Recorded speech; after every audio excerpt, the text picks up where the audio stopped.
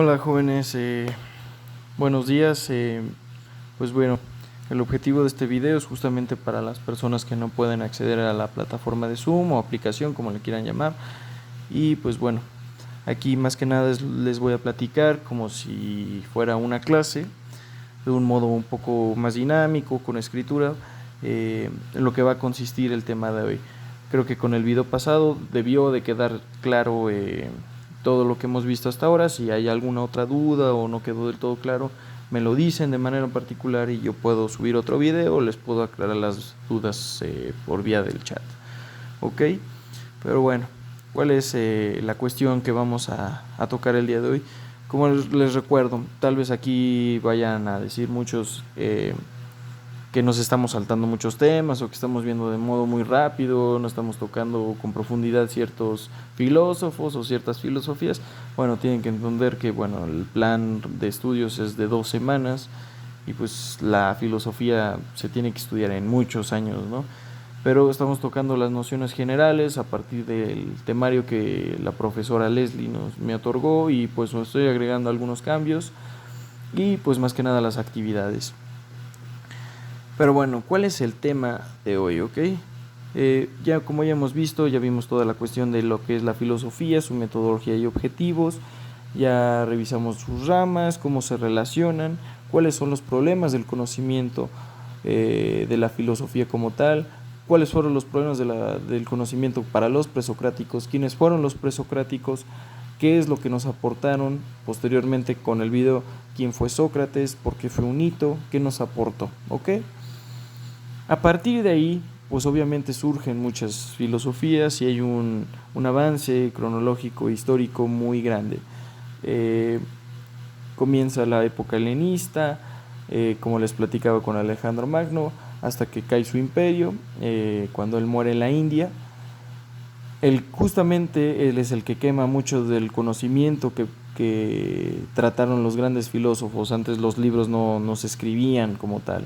Antes no eran los libros con pasta como los conocíamos, eran más como pergaminos, como papiros, en donde escribían sus pensamientos a través de poemas o cantos. Cantos justamente es como versos poéticos que eran cantados, por eso se llaman cantos.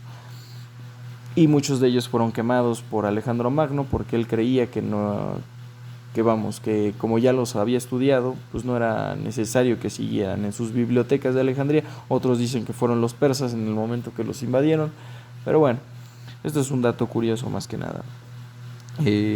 Posterior a ello, bueno, surge la época romana, donde realmente sí hay ciertos avances en cuanto a la ética y en cuanto a la política, pero no tanto la filosofía como tal. A esto lo planteo de modo general porque bueno, nos vamos a saltar siglos de historia de la filosofía y de conocimiento, pero quiero que se vayan ubicando. Realmente los romanos pues no tienen una cuestión de innovación. Sí hay ciertos filósofos romanos importantes, como puede ser Cicerón, que es de los más importantes, o Plotonio, que es otro. Eh, y bueno, realmente en este momento no recuerdo otro, pero más que nada ellos retoman las ideas de los griegos, sobre todo de Platón. Platón fue muy querido y de Aristóteles. Posterior, ante la caída del Imperio Romano, surge y comienza la época de la Edad Media. Ahí la Edad Media tienen que ubicarla en 3 tiempos: la Edad Media Baja, la Edad Media Media y la Edad Media Alta. La Edad Media Baja podemos decir que es el periodo en el que la religión comienza a tener un auge. ¿Por qué? Porque en un momento justamente en el que la esperanza de vida era sumamente baja, Europa era muy pobre, no había comida, y pues es donde cuando surge sobre todo esta cuestión de la peste, ¿no? La peste bubónica, que nace de la rata y que elimina 1/3 de la población de Europa en aquel momento, hablando de pandemias. Y bueno, justo es ese momento en el que la gente muere y la gente incluso ya no aprende como aprendía en Grecia, como aprendía en Roma, ¿no? Se empieza a abrir mucho esta brecha de clasismo sobre quiénes podían acceder a ese conocimiento y quién es el que acaparan el conocimiento. Antes, ¿quiénes acapararon el conocimiento? Realmente el conocimiento era público a través de la retórica. La retórica lo voy a anotar aquí,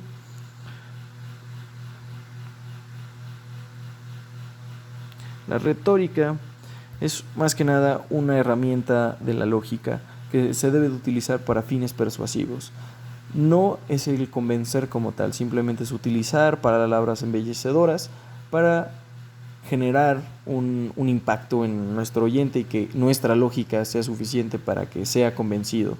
Eso junto con la dialéctica, que es un poco lo que les expliqué en el video pasado, y para quienes no lo vieron les recomiendo que lo vean.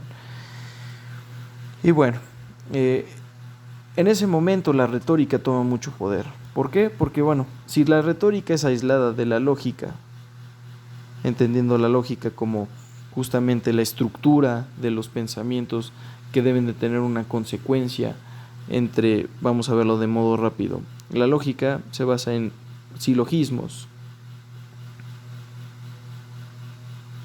El silogismo está compuesto por una premisa mayor, una premisa menor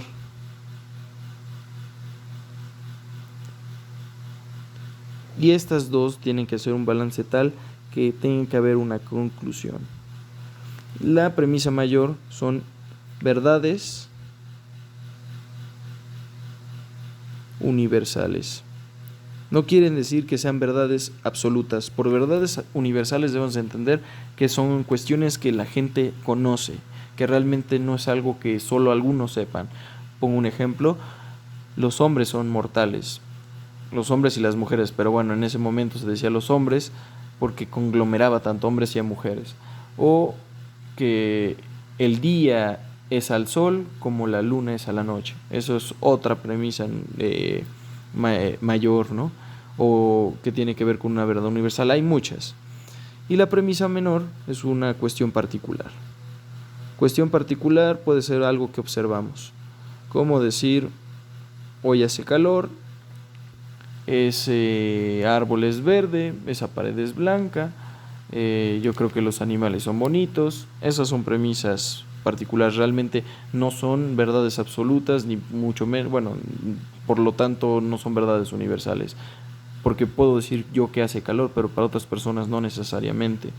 Y este balance entre estas dos no tiene que dar una conclusión que sea acorde a esto, de lo contrario tendríamos una falacia.